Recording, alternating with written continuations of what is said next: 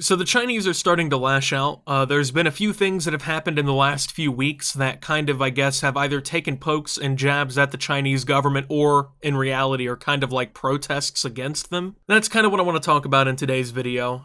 This is some pretty important stuff, I guess. It's not like world-changing or anything crazy like that, but I mean, the Chinese, they have been, of course, kind of trying to dictate their power across Southeast Asia for years now. Recently, they passed a national security law, and it took place even in places like Hong Kong, which have been, for the large part, somewhat autonomous in the way that they're kind of governing themselves. And well, that's pretty much over with, though. That whole thing is pretty much gone. So yeah, the Chinese are pretty upset, and honestly, I kind of understand why, because people are kind of standing up to a lot of what they've been doing. If you don't know and haven't seen any of my videos about the subject, first, Huawei has been banned from implementing 5G technology in several countries, including the US, the UK, and Australia, meaning that Chinese companies are now, well, kind of, I guess, seeing the brunt of people's reaction simply because of how the Chinese government operates. Obviously, that was seen as a kind of a direct threat to a lot of these countries, especially here in the West. They didn't really want the Chinese to have direct access to the 5G technology that we will eventually be using to communicate with one another and things like that. And then, of course, TikTok, along with dozens of other Chinese applications, were banned in India, which is a pretty big market to basically be wiped out of, if we're being honest. And then, of course, also, the US has been basically giving out some rumblings that we might be banning TikTok very soon as well over national security concerns. So the Chinese, they've had a rough time over the last few weeks when it comes down to them, I guess, imposing their will on the rest of the world, because it seems like a lot of countries are starting to finally understand what the Chinese are doing, and they're kind of, I guess, fighting back in ways that they can. So the first story I want to talk about actually takes place in Hong Kong, and this is, of course, important simply because, well, of course, the national security law that recently just got passed, but the reaction here, the story is kind of a direct message, I guess, to the Chinese government, because reality is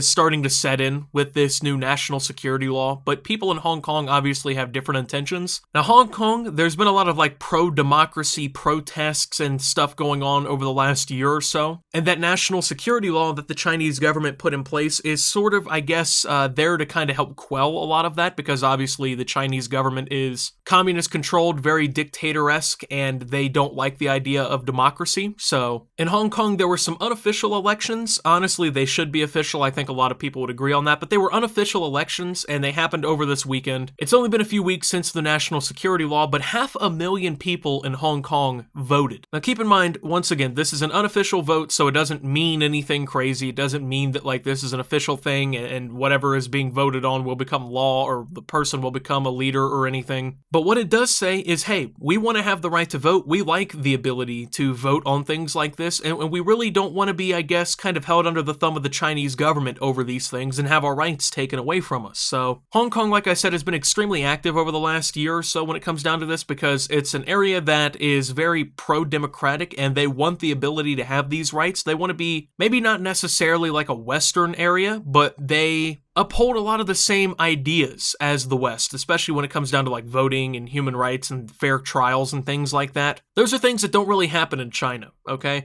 Voting is pretty much non-existent, and the reason that I say voting is non-existent, I don't really consider it voting if the country basically either doesn't give you, obviously, the option to vote, or if they rig the votes entirely, which is a lot of the same reason that I say people in Russia don't really get to vote, because, I mean, even if they do, Putin's going to find a loophole to stay the leader of the country and keep himself in the, I guess, in the willing position of the country. So a lot of those countries, they don't have voting whatsoever, or they don't have actual voting. And that's obviously a problem because, I mean, I believe personally that people have the right to be able to vote and believe in different things and be able to have a say in things. So Hong Kong kind of stepping out of its comfort zone in a lot of ways. Well, I mean, I don't even know if I should say that considering how active it's been with this kind of stuff. But stepping, I guess, realistically into danger like this is pretty brave. 500,000 people is a lot of people, and the Chinese government obviously doesn't really condone these votes because, first off, they're unofficial. Second off, the national security law is kind of there to suppress their rights like this, so apparently over 610,000 people cast ballots, 590,000 of which were digital votes, and over 21,000 were on paper. Now, it's probably a good thing that a lot of these people voted digitally because, I mean, I would think that if they did it on paper, it would probably be, honestly,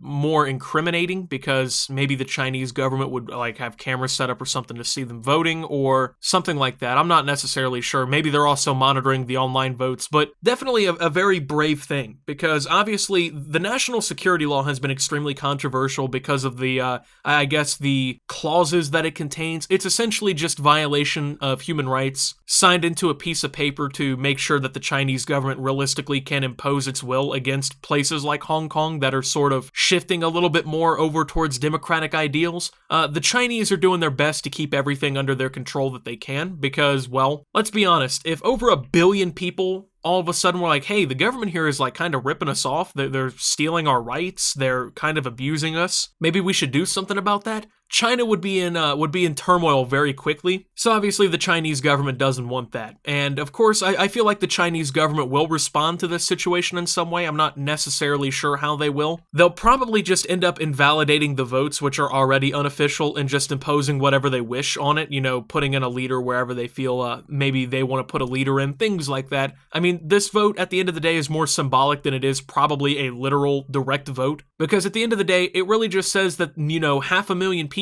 in Hong Kong just simply are going to stand against the Chinese government when it comes down to it, and that they don't really feel like dealing with this, which is honestly a pretty good thing, because if more people did that, well, then China wouldn't be what it is. So, but China actually announced that they were going to be sanctioning a number of officials here in the United States. The most, I guess, reputable ones, or the biggest ones that they named directly, were Senators Marco Rubio and Ted Cruz. So basically, there was legislation that was intended to kind of punish senior Chinese officials, because a lot of people don't know this, but in China, there's essentially these concentration camps for minority Muslim communities in China. Now, there's been a lot about this, honestly, and it's pretty disturbing to read about, but millions of Muslims are essentially treated poorly by the Chinese government to the point that some of them have been put in camps. Now, both Marco Rubio and Ted Cruz are very prominent critics of the Chinese government, and basically China looked at that legislation, looked at the people backing it, which pretty much include Marco Rubio and Ted Cruz, and they said, we're going to sanction them. Now, other people who were actually targeted in all this are the Ambassador at Large for International Religious Freedom, Sam Brownback, Representative Chris Smith, and the Congressional Executive Commission on China, which is actually something that monitors human rights and submits an annual report to the President and Congress about the human rights that are going on in China, which honestly are very piss poor, to say it at best. Now, as of right now, it's not necessarily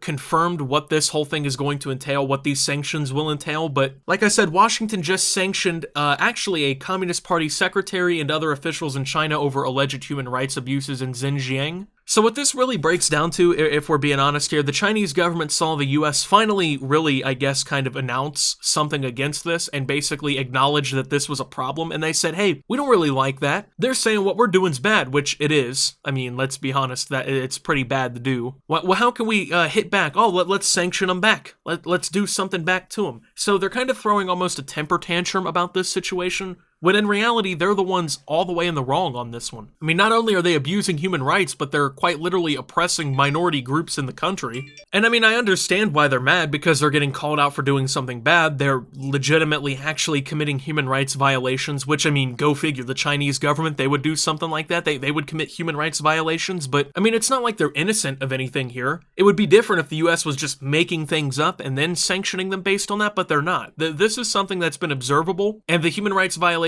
in that country are egregious and very terrible. What happens to people there, especially if, like I said, you are part of a minority group like these Muslims. Now, the United Nations has even come out and basically said that, you know, at least 1 million Muslims basically are being held in these detention centers. And China even, they came out when this all kind of started and said, hey, this doesn't exist, these don't exist, but they've now basically came out and said that they're training centers and they're aimed to root out terrorism and to provide people with new skills. What it's supposed to be labeled at is like a re-education camp, but that's not what it is. There's been allegations against these camps of forced sterilization, abortion, forced labor, other human rights violations. Now, at the end of the day, it's not like the US is really able to do much against China when it comes down to this without probably leading to a war, because in all reality, legislation that we pass here isn't necessarily going to affect a lot of stuff there. I mean, yeah, we can sanction like 6 people, but I mean, what is that going to do to stop the human rights violations of millions of people? when that country just simply doesn't care what the US is doing. But even then, China's lashing out. China's obviously upset that the world is starting to see a lot of what they're doing is bad, and they're lashing out about it. Once again, I understand why they're lashing out, because they're doing something wrong and they're getting called out for it, and, you know, they're getting caught up, I guess, red-handed, but it's just kind of crazy to watch, I guess. And, I mean, as more of this stuff starts to happen, where countries are kind of like eyeballing banning TikTok or calling out the Chinese for their human rights violations, you're going to see more of this, because a lot of this stuff is starting to really come out very quickly about what China's up to, and a lot of countries just simply don't agree with it or like it. So I guess that's all there is to say in this video, though. Thank you guys for watching. If you did enjoy, make sure to leave a like, subscribe if you're brand new around here on the channel, follow me over on Twitter and Twitch at @SubToOptimus. Make sure to check out Shop Opti down below. Thank you to my channel members. Your support helps my channel tremendously. And until my next video, guys, this is Optimus, well, lashing out back at China with YouTube videos, and signing out.